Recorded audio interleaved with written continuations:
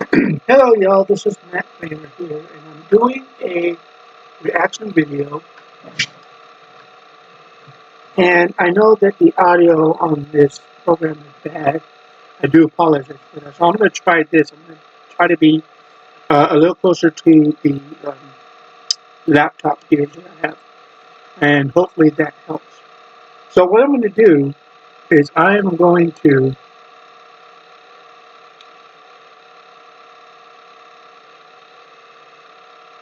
skip that. What I'm going to do is react. My voice cracks. React to Ben Shapiro ranking every Star Wars movie. Now, uh, spoiler alert, I will not agree with all that Shapiro says, especially regarding the prequels. Excuse me, the sequels. Um, or the prequels, for that matter. But I'm going to do my best to do what uh, um, give my opinion on certain movies. And other people have Star Wars Theory, another channel that's been doing these fan-made Darth Vader films. Star Wars Theory, you may know that channel. Uh, his his Darth Vader movie is actually pretty cool. Um, and he has also ranked all the Star Wars movies, and that includes Solo and Rogue One. So I'm going to do my first reaction to Ben Shapiro doing his review of Star Wars. So here we go. By Daily Wire. Be it. So we are going to rank all of the Star Wars films canonically, but we're going to go worst to best. Worst to best. I know, we already know what the best one is, but we'll start worst to best. Okay, the worst Star Wars film, Phantom Menace, charting in at number 11. Now, I know a lot of people think Attack of the Clones goes here. You're going to be shocked where I put Attack of the Clones. A lot of people say Last Jedi. I hear you. I hear you. Last Jedi is hot garbage. It's a terrible film. A truly terrible film filled with plot holes and stupidity. Phantom Menace, however, is worse. The reason that Phantom Menace is worse is because George Lucas makes a critical error. He thinks that the reason that kids like Star Wars is because they want to see kids. This is one of the big errors that a lot of people who make kids films do. I mean, Pixar doesn't make this error, by the way. Pixar. Yeah, that's an interesting theory of Ben Shapiro that they do it for just for the kids. No, it's not for the kids. In 1977, most of the people that watched Star Wars in 1977 were not necessarily kids. A lot of them were my age in 77, which is 35 now. But in 77, age 35, 35-year-olds, 25-year-olds did watch Star Wars in 1977, in 1980, and 1983. So Ben Shapiro has a great point specifically for Episode 1, The Phantom Menace. Now, the thing that bugs me about Phantom Menace is one character that really did not need to be in there. And that was actually a whole species of creatures that did not need to be there, and that was Jar Jar Binks and the Gungan, underwater Gungan community. That did not need to be in. Now, Ben Shapiro is also going to mention that there's a big age gap between Queen Amidala, Queen Amidala, who is going in the disguise as one of her handmaidens, and of course Anakin Skywalker. Anakin Skywalker is 9 years old, pretty much, and Padme in this movie is about 14, 15, give or take.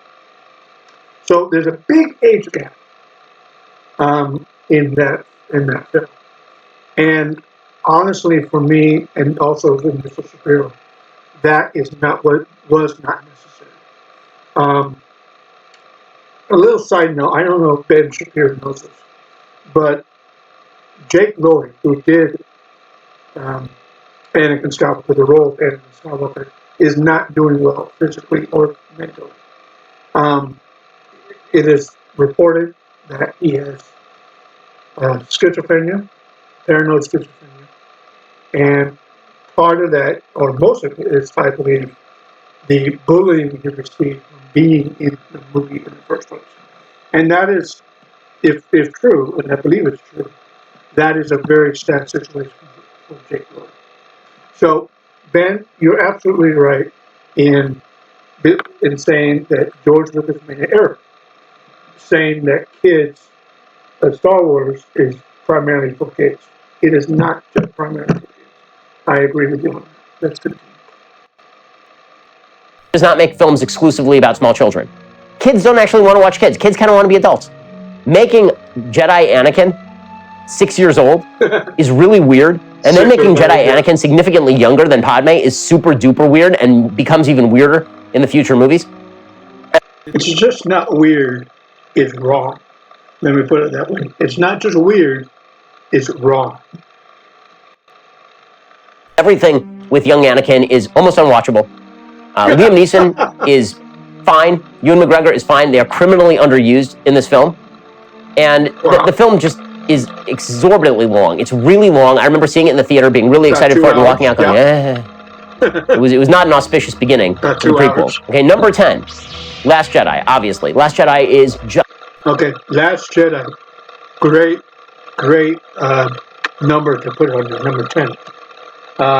I did not like Last Jedi, and Ben's going to mention this as well. Mark Hamill said something about it during filming, when Rian Johnson, the director of Last Jedi, told Mark Hamill what he was going to do with the character of Luke Skywalker, and Ben will explain this a little more. Rian Johnson was wrong. If I was in Lucasfilm, if I was in the position of Kathleen Kennedy right now, in 2000 and, what was it, 17, give or take, I would have fired him. I would have said, shut it down. As John Taffer Bar Rescue says, shut it down. And you're fired. As the president used to say, or actually he still says, you're fired. So, Last Jedi, really disrespectful to the character of Luke Skywalker. And why Mark Hamill went along with it, I don't know in the end. He may have had his own reasons, but an absolute disrespect for Luke Skywalker. Ben Shapiro, you are very much correct. Just flamingly bad. A flamingly bad film. Now, there could have been a moment where the film could have gotten good, right? There's a moment where Rey and Kylo look like they're going to team up, and then it's going to radically change the history of Star Wars. That suddenly the dark side and the light side are fighting on the same side, and all of a sudden the universe changes radically. And then Rian Johnson, because he's an idiot, he has them separate off again, and then you get the ridiculous Luke Skywalker hologram face-off with Kylo Ren, and you get the idiocy of a film in which you basically redo the battle. That particular fight was actually, in my opinion, cool. The only problem with that is the location of that battle, and no offense to Adam Driver, but the way he gave his lines, his delivery of his lines in that particular movie was absolutely way off kilter than what it should have been. So, no offense to Adam Driver. Adam Driver is a very good actor, a good actor in some ways. But in this movie, not so much. And this whole Snoke thing, nobody knows exactly who Snoke is until Episode 9. And in Episode 9, Rise of Skywalker, we know exactly who he is. And that is because J.J. Abrams had to fix what Rian Johnson did. And Ben Shapiro will, of course, say that as well. So let's continue on. Of Hoth, except you make it on a salt planet, and then you say it's a salt planet 10 times so that people don't think that it's just the Ice Battle of Hoth all over again, when it's obviously just the Ice Battle of Hoth all over again. They totally should have killed Finn. They totally should have killed what's the name of the person everyone forgets? Rose. Everyone understands. Rose. They should have killed Rose. That would have at least given it some stakes.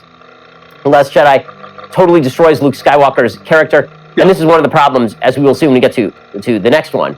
One of the problems with the new trilogy is that it is based on destroying all of your old characters. Number 9, Force Awakens. Again, people are going to think this is controversial. It is not controversial. Force Awakens is a bad film. The reason... Okay, this is where I disagree with Ben Shapiro. I saw The Force Awakens in theaters in 2015. I actually liked the film.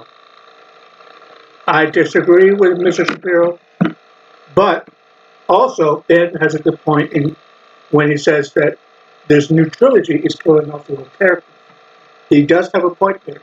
But personally for me, sorry Ben, I liked Episode 7, The Force Awakens. I did. It had Max von Sydow in it, which was cool. You did not mention this in this review, Ben, but having Benicio del Toro in The Last Jedi, nah, to me it didn't work. Now I saw Benicio del Toro in the new, what's it called? I have to look it up. Sicario movie, I think it's called. Benicio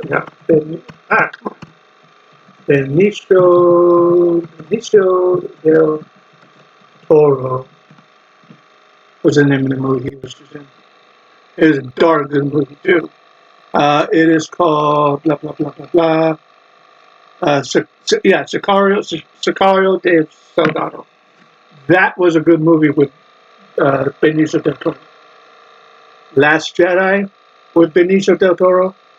I'm sorry, it did not work. Now, add to the fact, and Ben doesn't mention this, that James Bond actor Daniel Craig was in The Force Awakens. And also, I lost my train of thought. But anyway, that's one thing that Ben does not mention in this review, was putting, Max von Sydow in Force Awakens. Max von Sydow in Force Awakens.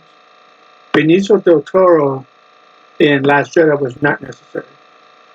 Daniel Craig in Force Awakens. And the royal Princess Harry and William were in The Last Jedi. Yes, but Ben does not mention that. But I thought that's one good part about The Last Jedi. One good part. One good part of Force Awakens was putting James Bond actor Daniel Craig in that film. That's one good thing. What I want to also mention the beginning of The Last Jedi, where Poe Dameron,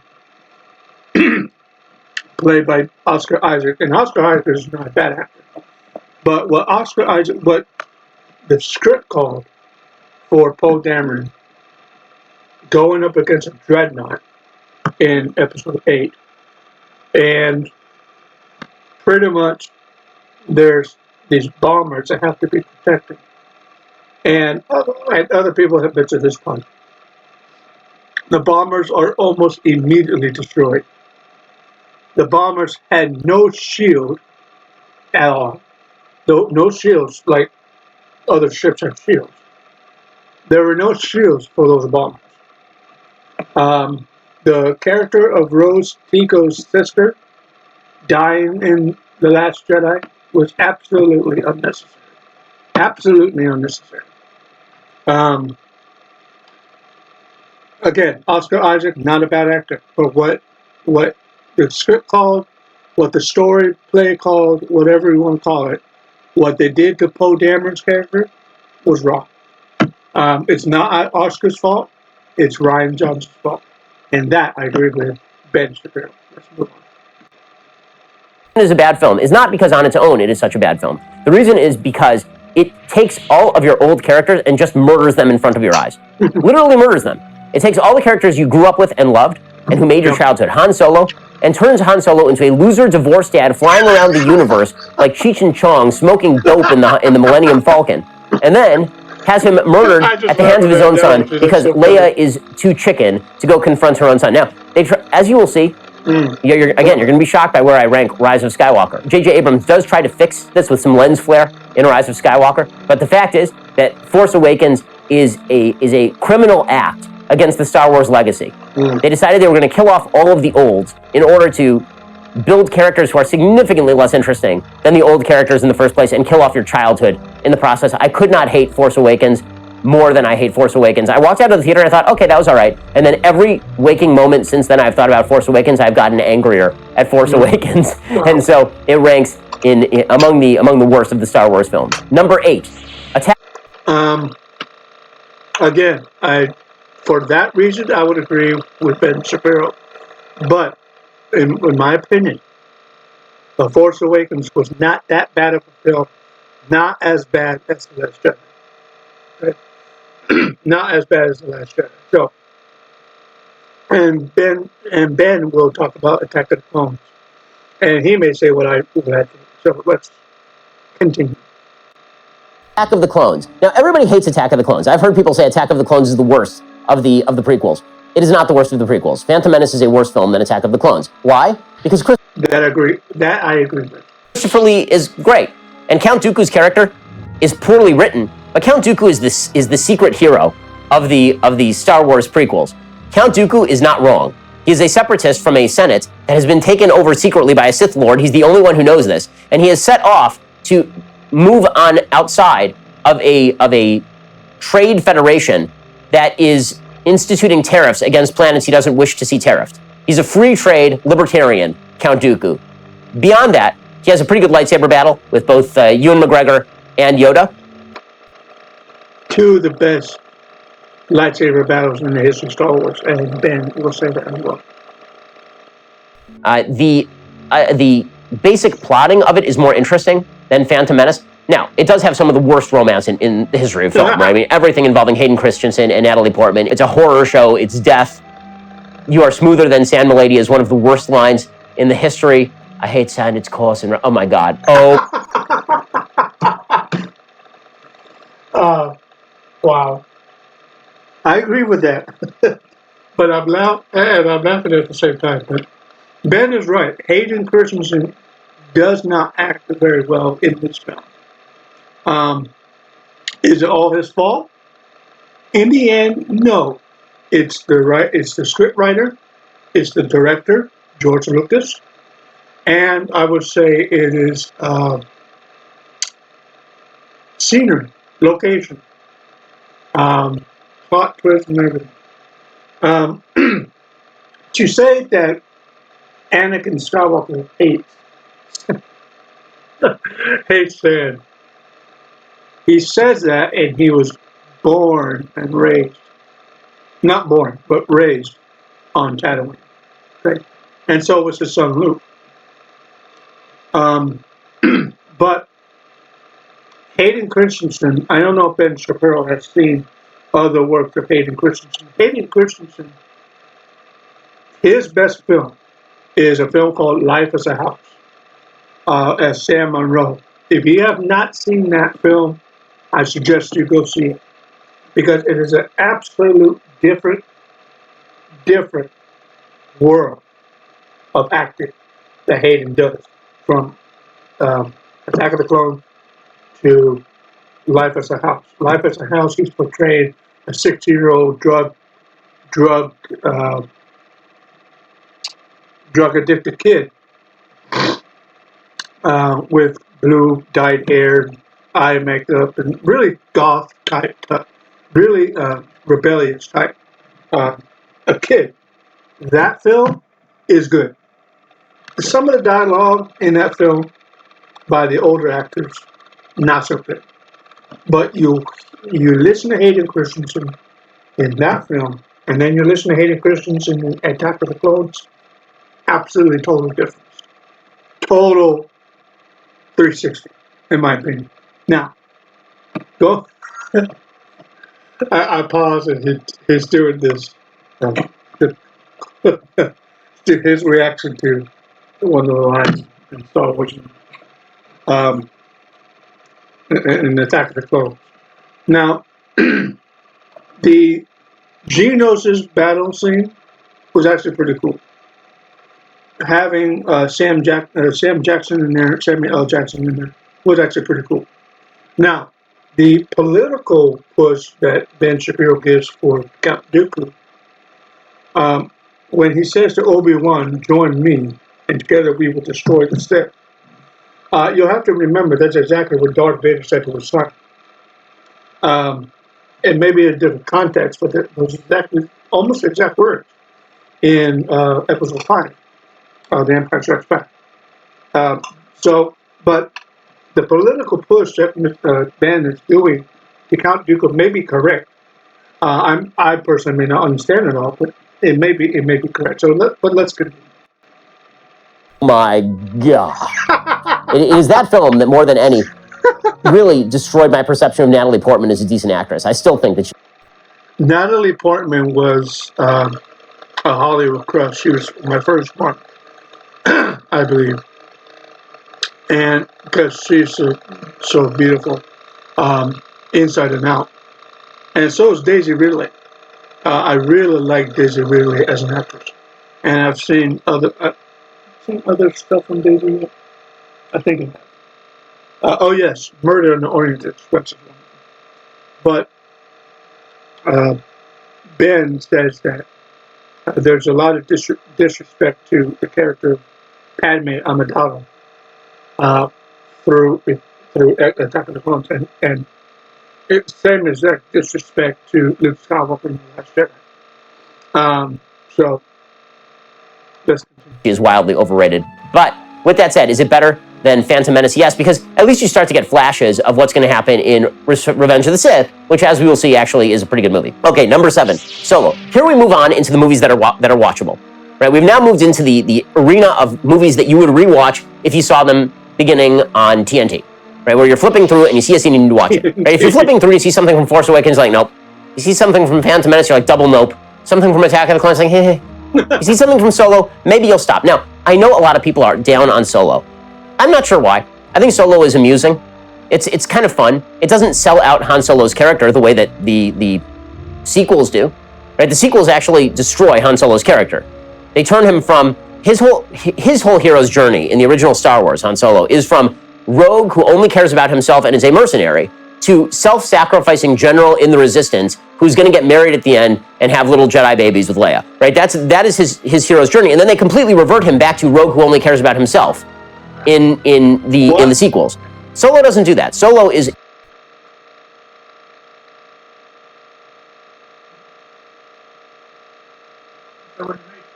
Oh, I had a meatloaf. Oh.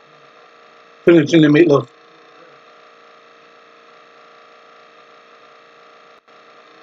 is starting that journey. The problem with Solo is that it sort of gives him the hero's journey before the hero's journey. He has to start off with being this dissolute rogue who is cynical and nasty, right? That has to be the hero's journey beginning in Episode 4. Solo precedes that. He already has sympathies towards the rebellion. He already is showing some aspects of self-sacrifice, which is kind of weird. That's the problem with Solo. Also, I will say that the Kessel Run is completely misdone. If you take a shortcut in the Kessel Run, it doesn't count as you doing it in less than 12 parsecs. But it's got some amusing moments. The robot in Solo is one of the better robots. One of the better droids in all of Star Wars. So Solo ranks at number 7. Rise of Skywalker at number 6. So people hated Rise of Skywalker because they are wrong. Rise of Skywalker has half of the movie is just throwaway nonsense. Right at the very beginning, where you have the Millennium Falcon hopping and skipping planet to planet is really dumb and useless and very J.J. Abrams. The part of it that's good is that it actually goes back to respecting the legacy of Star Wars. Because remember, Force Awakens killed off Han Solo for no apparent reason in order to kill off the old to make room for the new. Last Jedi then decided to go even further and kill off Luke Skywalker as a good character, and then kill off the idea that the Skywalker family matters at all, because apparently random kids just get the Force, and which undercuts the entire trilogy. Rise of Skywalker retcons, basically Rise of Skywalker is, what if I just crap all over Rian Johnson? And I'm all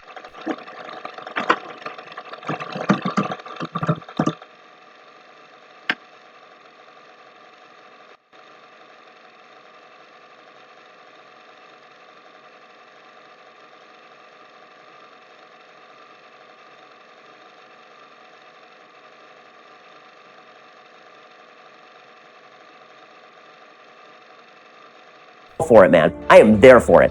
Basically, it is, we're going to retcon this entire history. We're going to shoehorn Leia into, she was actually a Jedi. We're going to retcon Luke into, why aren't you respecting Jedi traditions? No burning of Jedi books, no throwing away of lightsabers. Why aren't you respecting Jedi traditions? We retcon Han Solo into, yeah, he's a hero who cared about his son and was willing to self-sacrifice. We retcon everything. We retcon everything. And we make the biggest retcon of all, which is the most important one, which is that Rey is actually Palpatine's granddaughter.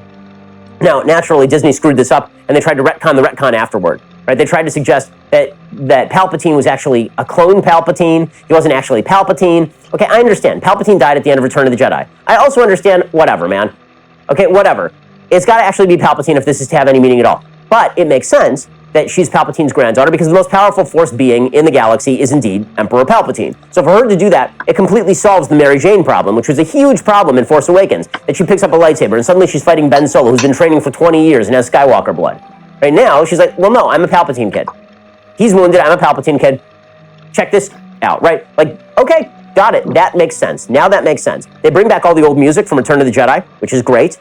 They bring back a lot of the old scenery from Return of the Jedi, which is just fantastic. They allow Han a better goodbye, which was necessary because the way they killed him in Force Awakens is disrespectful. They allowed Luke a better goodbye by having him force raise from the grave the X-Wing in the same way that Yoda did, which is really fantastic, as opposed to the idiotic way they got rid of him in Last Jedi, where he basically Joe Biden's it, right? I mean, he just sort of like plots and disappears of old age, and then just so you could have that shot of the two sons like Tatooine, oh, I see the parallelism. God, Rian Johnson. Okay, so Rise of Skywalker comes in at number 6 because it actually respects the tradition, and you get points for that. Number 5, Return of the Jedi. So Return of the Jedi, I would say 2/3 of this movie is fantastic and 1/3 of it is silly. Everything that is Luke and Darth Vader related is just great. The final throne room stuff is just fantastic. All of that is great. It has great music. The dynamic between Palpatine, Ian McDiarmid is fantastic. The dynamic between Palpatine and Darth Vader and Luke is the best thing about the movie. Han becoming a more responsible human being is good. The entire speeder scene is actually a very cool scene on Endor. The second Death Star and the plot to trap the rebels is good. Even Lando flying the Millennium Falcon makes some sense. The Ewoks are not great.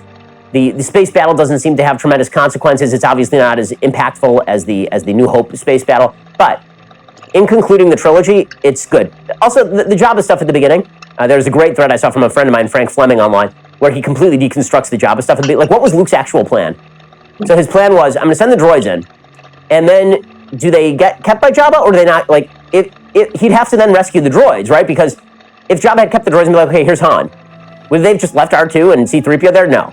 So he has Lando in there undercover. Lando never actually does anything undercover. Then he sends in the droids to be captured for no apparent reason. Then he sends in Leia to make the trade with Jabba for Han, but now he still has to rescue C-3PO and R2. Then he shows up, but he doesn't actually just brandish the lightsaber and tell Jabba he's going to blow him away, like kill him, unless he releases all of his friends. He proceeds to be thrown into a Rancor pit, which presumably Lando knew about and could have warned him about. Like, the beginning makes no sense. It's fun, but it makes no sense. With that said, Return of the Jedi, the conclusion of the trilogy is very moving, and it definitely works. Revenge of the Sith is number 4. Now, Revenge of the Sith, I rewatched it recently. It's good. It's a good movie. Revenge of the Sith, the last 2/3 of it is really good. Everything from when Palpatine becomes overtly maniacal to the end. Order 66, that whole sequence is very effective, where you're seeing all of these Jedi get shot down and killed. All of that is really effective. The Hayden Christensen turn at the end is good. It actually works emotionally when Ewan McGregor is upset about all of this. Now, Hayden Christensen still can't act, but that's just the wages of sin. It's good. There's a lot in Revenge of the Sith that's great. The final lightsaber battle is excellent.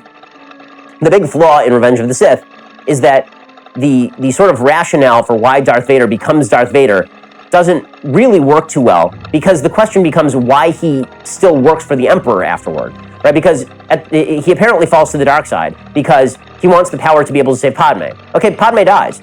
So why is he still hanging out with the Emperor at that point? The Emperor made him a promise. The Emperor didn't fulfill the promise. Also, we all know that the Sith Apprentice tries to kill the Sith Master, so why doesn't he just try and kill Palpatine like right away and take control of the galaxy if that's really what he's up to? It's weird that he becomes sort of a functionary in the galactic regime of Palpatine after it turns out that his wife died and Palpatine didn't do anything to save him, to save her. Number 3, I'm going to go off the board. You ready for this one? Rogue One. Yeah, I know, a lot of people want to put Revenge of the Sith or ROTJ, Return of the Jedi, on this list at this point. I go Rogue One. I think Rogue One is an actually really well-made film. Rogue One is fascinating. It has just enough tips of the hat to the original Star Wars trilogy to draw you in. Also, the ending of it is shocking, right? This is one of the new Star Wars films, and one of the original kind of Star Wars recognitions is that nobody who's a major character except Alec Guinness dies in the first 3 Star Wars. Right? Not a single major character who's a hero dies in the first 3 Star Wars, at least not of old age. Right? I mean, Yoda dies of old age. But Rogue One kills off all the main characters at the end, which is a shock. I remember watching this in the theater for the first time. I was like, whoa, what did they just do? They just set you up with all of these characters who you actually like, and then they kill all of them? Somebody described, I made fun of them at the time, but they were kind of right. They described Rogue One as an actual war film, as in not just Star Wars, but an actual war film, and that's right. I mean, this is about human sacrifice and what people are willing to do in order to accomplish a mission, including giving up your life if you're, in this case, probably 25 years old, as the main heroes of the plot are. So Rogue One is really good. Also, the final scene where Darth Vader finally lets loose is just ridiculously good. And if you ever watch the mashup of the end of Rogue One and the beginning of New Hope, it's fantastic. It's fantastic. They just take the very end of Rogue One, where Darth Vader is just cutting a swath through people, and then the beginning of episode 4, where Darth Vader catches the Tantive 4, and they just mash it up, and it works perfectly. It's beautiful. Number 2 is A New Hope. And there's some controversy over whether New Hope should go in front of Empire, the only reason being that Empire wouldn't exist without New Hope. But New Hope is, in and of itself, a very good movie. Now, I know these movies hold up because I've shown them to my 6 and my 3-year-old, and they love them. I mean, they are into them. I've shown them some of the new movies, not as much. A New Hope is fantastic. It's creative. It's interesting. It obviously follows all the beats in Joseph Campbell. So it is famously reflective of Joseph Campbell's hero's journey. It's got some of the best lines. Now, Joseph Campbell, I recently looked this guy up, and I don't know that much about him, but it will be interesting to read his, I guess it's a book called Hero's Journey.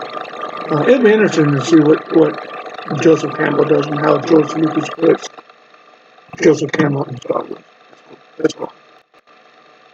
Movie history, stuff that everybody quotes all the time. It's got great legit actors like Alec Guinness alongside newcomers like Harrison Ford. The initial opening is so good. I actually use the initial opening as an explanation of how politics ought to work in a campaign, because the initial opening is all Darth Vader, right? You don't meet Luke for the first 20 minutes of the film, basically, the first 15 minutes of the film. And that's because you first have to establish the bad guys before you establish the good guys. It's a good lesson for people who are running in politics. If you ever want to run a political campaign, first establish who your opponent is, and then it makes it easier to establish who you are. And finally, as you all know, number 1, this is not a question. Now, saying that politics-wise, I'm not sure if Trump did that during his 2016 campaign. I'm not sure if he did. If he did, for me, he did a lousy job. But he is the president of the United States. That's all. This is not a theory, this is not an opinion, it is a simple fact. Empire Strikes Back is the best of the Star Wars movies and one of the best movies of all time. My father assures me that when people saw this in the theaters, they literally could not believe. They had to wait until Return of the Jedi came out for confirmation that Darth Vader was telling the truth. People doubted it, even after watching Empire Strikes Back. It's a brilliant movie. One of the things that's great about the movie is it's really about how Han Solo is competent. And one of the things that Disney has done with the Star Wars universe that's really stupid is they've decided that basically all the male characters are radically incompetent. In the original Star Wars, pretty much everybody's good at their job, right? Princess Leia is competent. Han Solo is competent. Luke Skywalker is increasingly competent. Darth Vader is competent. It's a bunch of competent people. You know what makes for interesting plots? Competent people. Empire Strikes Back is all about how Han Solo is shockingly competent at all the things he's attempting to do. And how which is a shock. I remember watching this in the theater for the first time. I was like, whoa, what did they just do? They just set you up with all of these characters who you actually like, and then they kill all of them? Somebody described, I made fun of them at the time, but they were accomplish a mission, including giving them just swath through people, and then the beginning as an explanation of how politics ought to work in a campaign, because the initial opening is all Darth Vader, right? You don't meet Luke for the first 20 minutes of the film, basically, the first 15 minutes of the film. And that's because you first have to establish the bad guys before you know theaters. They literally could not believe. They had to wait until Return of the Jedi came out for confirmation that Darth Vader was telling the truth. People doubted it, even after watching Empire Strikes Back. It's a brilliant movie. One of the things that's great about the movie is it's really about how Han Solo is competent. And one of the things that Disney has done with the Star Wars universe that's really stupid is they've decided that basically all the male characters are radically incompetent. In the original Star Wars, pretty much everybody's good at their job, right? Princess Leia is competent. Han Solo is competent. Luke Skywalker is increasingly competent. Darth Vader is competent. It's a bunch of competent people. You know what makes for interesting plots? Competent people. Empire Strikes Back is all about how Han Solo is shockingly competent at all the things he's attempting to do. How he's a rogue, and all, the writing is fantastic. Lawrence Kasdan does a beautiful job with the script. Also, everything Yoda related is just tremendous. And of course, it has a phenomenal score from John Williams. Empire Strikes Back, obviously, #1 on the list with a bullet. I mean, it is not close. Alrighty, well, May the 4th be with you, and in honor of May the competent. It's a bunch of competent people. You know what makes for interesting plots? Competent people. Empire Strikes Back is all about how Han Solo is shockingly competent at all the things he's attempting to do. How he's a rogue, and all, the writing is fantastic. Lawrence Kasdan does a beautiful job with the script. Also, everything Yoda related is just tremendous. And of course, it has a phenomenal score from John Williams. Empire Strikes Back, obviously, #1 on the list with a bullet. I mean, it is not close. Alrighty, well, May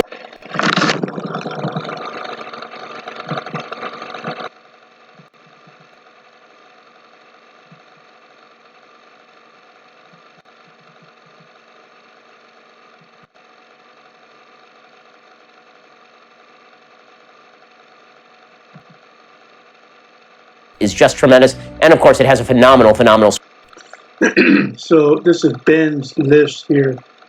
The Empire Strikes Back. I would say that's #1. The New Hope. Rogue One is good. Revenge of the Sith. I would put that below Return of the Jedi, to be honest with you. That's my list. Solo and Rogue One kind of together. No. So this is correct. I would put Attack of the Clones as 8, honestly. 8. Force Awakens here. Solo, Rise of Skywalker. Return of the Jedi. Revenge of the Sith, Return of the Jedi. Rogue One. So kind of my list is very similar to Ben Shapiro's list. So I hope you enjoyed this reaction video and just ignore the meat list. So, thank you for viewing this video, and hopefully you have the same list or similar list to Ben Shapiro, and that will be the video for today. Have a great day.